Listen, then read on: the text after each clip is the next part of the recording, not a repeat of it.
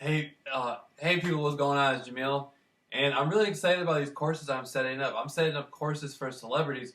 Now, I want to tell you something. First and foremost, gang stalking applies to everybody. You can be anybody. Again, the former head of the Los Angeles FBI, Ted Gunderson, who was the head of the LA FBI for over 20 years, got gang stalked. So anybody can get gang stalked. A president can be gang stalked. Somebody who's running for president can be gang stalked. It can happen to anybody. Now, I just got through talking to my client, and my client was suggesting to me to try to get a book together. Try to get a movie together on Lifetime. No one out there is helping people with gang stalking, and it's an international issue. It's a human rights issue. And after doing an interview with a human rights group, PACT International, I realized that there's nobody setting up anything for anybody. Which brings me to this: setting up courses for celebrities. I think Hollywood, as gang stalking is notorious there, and it happens to all kinds of people there. No celebrity has stood up and said anything about it. I'm offering courses, $50 a week, starting at $50 a week. How you can grind through it and beat it. Now, my story is unique. I'm the only person in the world. Jamil Raw is the only person in the world who ever did it and got away with it. I went through many years of conspiracy research. And it wasn't until about 4 years ago that I really started laying interviews down. And I realized something. When you speak, people listen. And so as I'm putting interviews out, and especially the last couple of years, I'm putting many, many interviews out about my thoughts and concepts about government cover-ups involving Jonestown, the Manson family, etc., etc.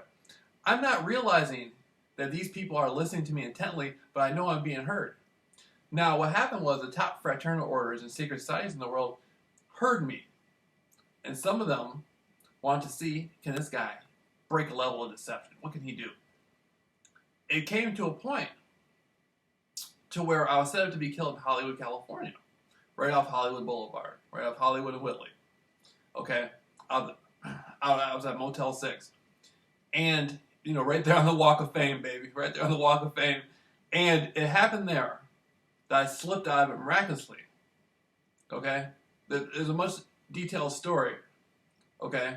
But I walked up to a man who was ringleading it, and he looked at me. At that point, they decided that I wasn't a serious enough threat to terminate me right then and there. But everything was in position. He had to call it off. Okay, after he called it off, I was able to go about my business. I came back to Michigan, and I started running my mouth. Again, not just about conspiracies, but about what had happened, how I had been in a life-threatening situation, and I didn't say as much as I could have, but I said enough. Now these people are really pissed. Not only was he doing his conspiracy stuff, but now he comes out here. I actually got to meet the secret societies in person. I actually got to meet these people in person. Now he knows who we are. And then he finds out we tried to set him up and kill him. And then he's still running his mouth. And so it was a really interesting situation. Now this is right off Hollywood Boulevard, right? And so then after I come back to Michigan, I end up in the gang stalking program. After a year of grinding through it, I beat it, especially in the last few months. Okay? Now there's people who've been going through for 30 years who haven't been able to perfect the methods that I use to beat it. I just randomly started going up to people, talking to them, giving them flyers, telling them who I am, and eventually I grinded out of it. And it changed me for the better. Everything is better about me. My physical health is better. The way I take care of myself is better. My interest in things are better. I was no longer interested. I wasn't interested in women at all. And now my interest in women has shot up. My taste in women has shot up. A whole bunch of things. And my life is way better now than it was before gang stalking started. I stopped drinking alcohol. I stopped smoking cigarettes. And so everything's gotten better. And so what I want to do now is help those people in Hollywood who are going through gang stalking to show you can be an actor or an actress or a musician and not just beat gang stalking. You can be a better actor, a better actress, a better musician. Okay? If you're over there at Warner Brothers, somewhere in Burbank, and you're a manager, a production manager, or a director, or whatever you're doing, if you cannot afford for one of your employees or your actor or your actress to be gang stalked, but you can't call it off, you can send me in. Maybe you can't call it off, but you can send me in, and I can make sure things get done properly. And there's no time delay, there's no games, there's no nothing. I live right next to the airport. All you gotta do is just let me know. And I'll come right there, come right to where you are. We'll take care of it. Boom, I'll be right back home. I live in Norton Shores, Michigan. Right? And so, now things happen in Hollywood. Like Martin Lawrence running down the street with a gun saying they're trying to kill him. Britney Spears. What happened to Cat Williams? I see this stuff. And from my experience of gang stalking, I know what's going on. I know about it. I know I can see right through it. So just get a hold of me. And I'm telling you, I have no children. I'm single, living at my mother's house. No car. And because I had no car, I had to get up at 3 in the morning and walk to a neighboring city, Grand Haven. And that was like 15, 20 miles. I had to walk there and back by myself. And the whole time I had a jump rope, and I'm hitting the jump rope, and I still use the jump rope now. I'm getting better at it. I can run in place. I can do it on one foot. I can do all this stuff. All because I beat gang stalking. You know? We got to do a thing on Jamil Rawls before and after. Before I gotta lay some stuff down about me before gang stalking and after gang stalking, because I can't even compare my life. My slate's been wiped clean. Spiritually, psychologically, the person I was even 2 weeks ago. Every day is about separation. I'm separating myself from the person I was the day before. I don't even notice myself. After 2-3 days, I'm a completely different person. And I've gotten to the point where the gang stalking program, they still use stuff. They use helicopters. They use all sorts of stuff against me. Whatever they have or whatever they use is basically leftovers. There's nothing they have. I've grinded through everything. The only thing they have left is they use sexy females to try to entice me or lure me. And that's helped me even more. Now I really want to get out there to Hollywood and talk and help the celebrities and stuff, because I know the people out there keep beautiful ladies in their company and stuff. So I'm really excited about it. So just contact me, Jamil Rawls, Jameel, 2 E's for a double dose, at Jamil Rawls at gang stalking. No, Jamil Rawls VS. Jamil Rawls VS versus gang stalking at Gmail.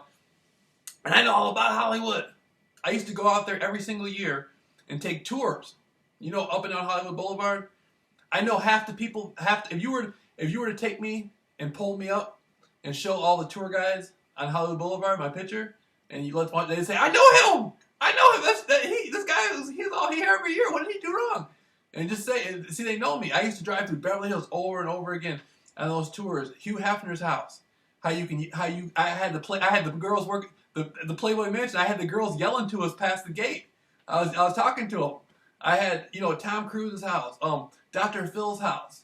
I remember at Dr. Phil's house I saw a woman in the window one time, and I said, "Hey, that's his alter ego." and so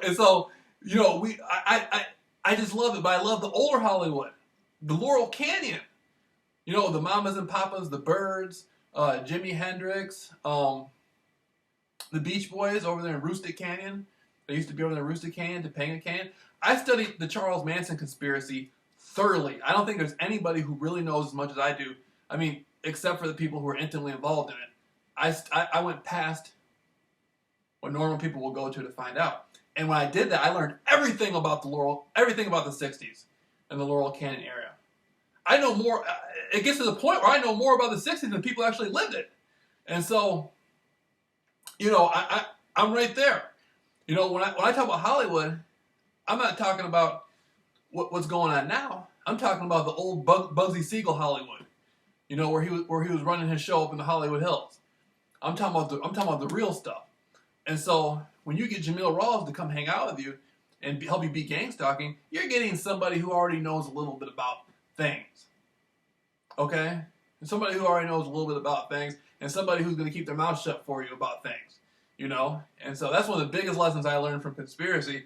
If you know something that the public is not supposed to know, be quiet. And so I think it's an act of God that I'm here. And I don't know how the secret societies feel, but I don't got a problem with anybody, man. I'm just trying grind this out and help people beat gang stalking. I'm not trying to expose the private security sector or come up with something that's going to damage somebody. I'm just trying to help people make a better life for themselves. You know, the American dream. You know what I'm talking about? And for $50 a week, of course, you can't beat it, man. You can't beat it. I mean, if you're a celebrity, you know, we can work something even better out. But you just talk to my client. My client ain't about no games.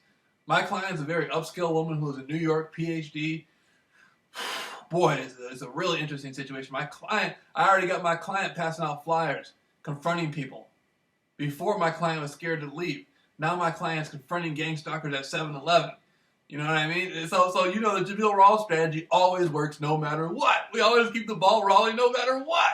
So just hit me up. You know, just hit me up. And I'm down to earth. You know, I'm a right brain creative type of person. I have some intellectual perspectives I can attach onto. You know, so if you're talking to me about something historical or you're asking me about something that's current on the news, I give you a pretty well-rounded answer. So just hit me up, JamilRawls vs. Gangstalking at gmail. All right.